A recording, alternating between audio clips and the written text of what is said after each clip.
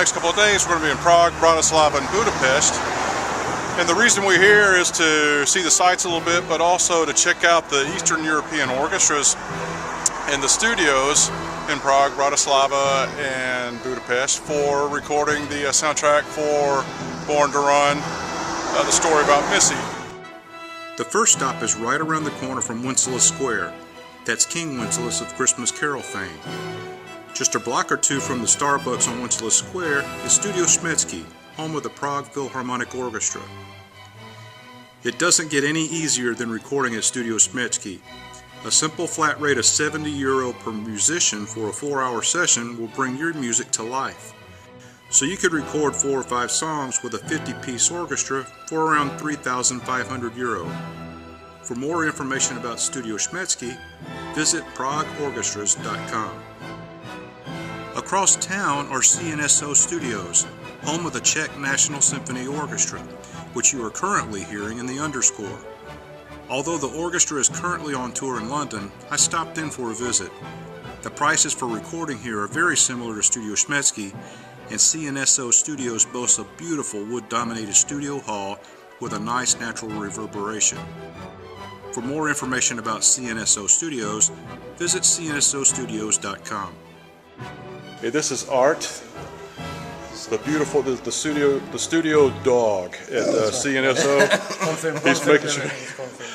This is Stan, the engineer at CNSO Studios, and the owner and director, Jan, and also trumpet player.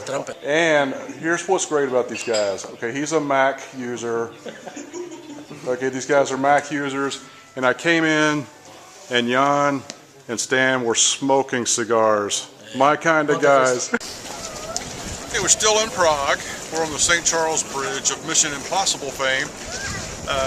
But we had a set of bad news and good news. The bad news is today we were going to head to Bratislava to see the Bratislava Symphony Orchestra in their studios.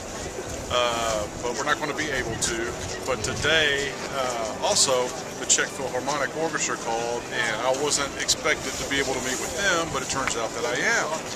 And so we're going to head over to the Rudolfinum Studios in the Dvorak Hall, which is right over there, the building with the turquoise top.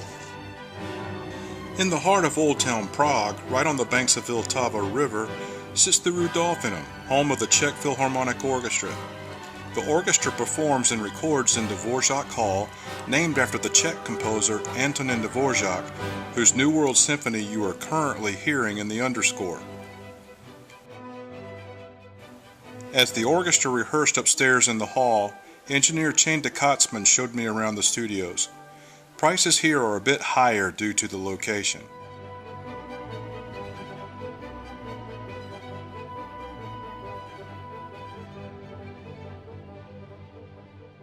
We're driving through Bratislava. We were going to stop here today and meet David Hernandez with the Bratislava Symphony Orchestra, but his plans fell through today, so we're having to drive on through. We're a little bit bummed, but we're going to come back. It's only about an hour drive from Vienna, so one day we'll come back and check out Bratislava.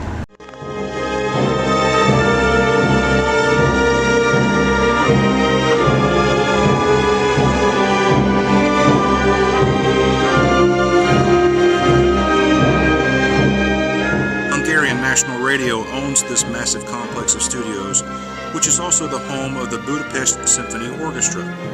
Robert Gulya, a composer himself, is the contractor and the go-to person for recording here. Here's an excerpt from sitting in on a rehearsal. Take into account that the audio you are hearing is from my flip cam.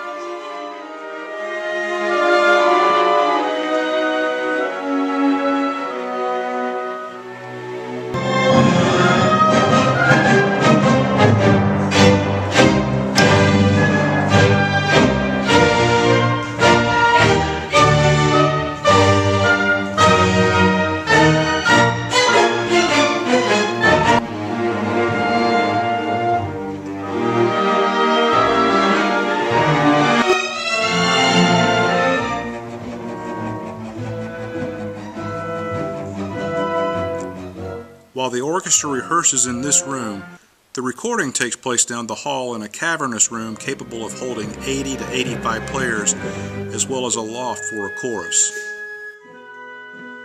The studio owns two 9-foot Steinways, as well as two 9.5-foot Bösendorfer grand pianos. As an extra bonus, just behind the studios is a fantastic chocolate outlet store. Mozart is even there to greet you as you enter. It wasn't until I met Peter Petsjik that I got a taste of old Budapest and communism.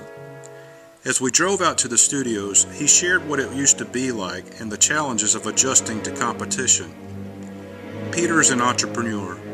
What he has set up is completely different than the previous 4 studios that house world-renowned orchestras. His recipe for success has 3 steps. The first was finding an engineer that knew his stuff and who he completely trusted. His name is Tomasz Karina. The next step was locating a performance arts high school on the outskirts of the city with a wonderful concert hall. He negotiated an agreement to install a studio in the balcony. When tracking, he places the orchestra on the floor where the audience typically sits. Once the tracks are recorded, Peter and Tomasz head back to their studio, which is located in a house in a nondescript neighborhood. You'd never know what lurked beneath this triangular structure. Underneath lies a complete studio complex. This concludes my video tour of Eastern European orchestras, but I'd like to leave you with a bonus. The last few minutes of this video is a cue from BBC's Robin Hood TV series, recorded here with Peter and Tomasz. Again, take into account the audio is recorded with my flip cam. To set up the scene, this is the touching moment when Robin Hood dies. Enjoy. This has been very, very clear. Today is a good day to die. There was no overlap. It flows.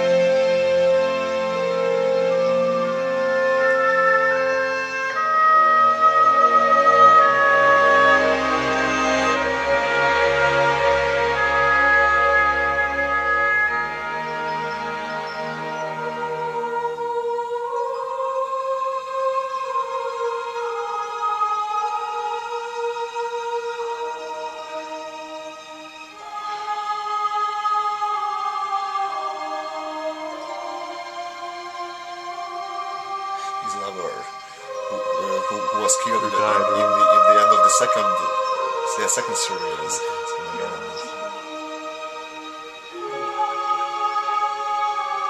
This angel choir.